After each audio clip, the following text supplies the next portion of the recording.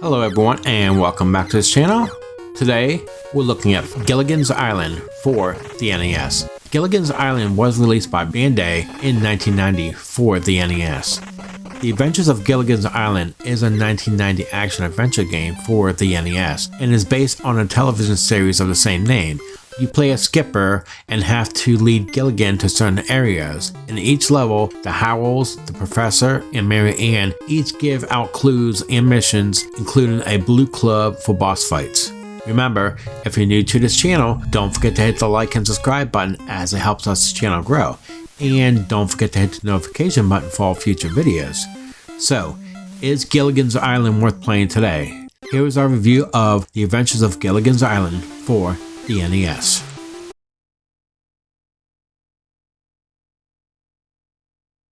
In keeping with the TV show, Gilligan's Island once again shows this unlucky group trying to escape that dreadful hellhole that looks like an island by doing the imaginable. This time though, a storm is threatening their safety, and a group of crazy headhunters is keeping them from getting to the outside world. As a skipper and Gilligan, who is controlled by AI, players must run back and forth while evading man-eating monkeys and collecting goods for the other castaways. Ginger is the only one who is not in this game for some reason. There are cutscenes in this game that shows what's going on, and they're done pretty decent.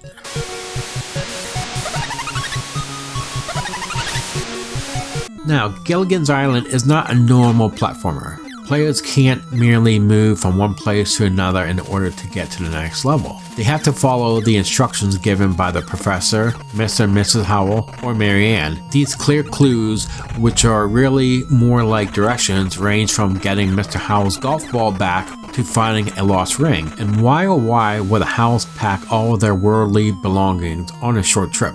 Doing these tasks that appears senseless is the only way to solve the mystery and get our happy group back home. Players will quickly understand that this isn't the friendliest place on Earth because they trip over rocky paths and get attacked by angry birds from above. The skipper only has one punch that doesn't work as an attack.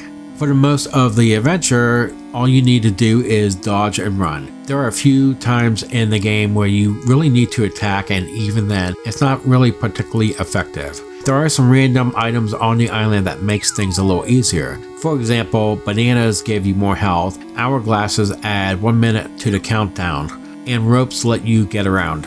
Gilligan often ends up in the most ridiculous situations since he isn't very smart and always follows the skipper on his quest. If the players don't pay extra attention to where Gilligan is behind the skipper, he is often trapped in an area of the island or stuck in a hole. And it would be great if it didn't have to keep an eye on that clumsy idiot, but that would be rather obvious. If the skipper and Gilligan get separated, the timer in the left corner will reset to 2 minutes. Players will have that much time to either get him back or a sad game over message appears. If the players find a rope, they may quickly get Gilligan back instead of having to go back through the same stages over and over again.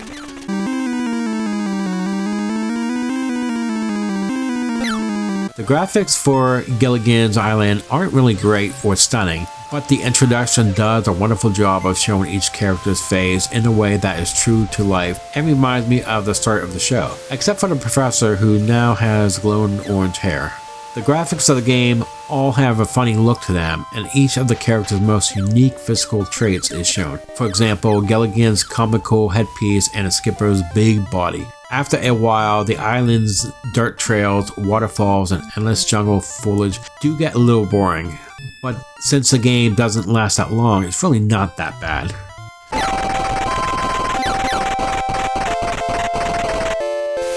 The music includes a combination of songs that are okay and songs that are so bad they sound like they came from a depths of Hades. The game's great version of the sitcom's opening theme that many of us know and enjoy more that makes up for the bad songs.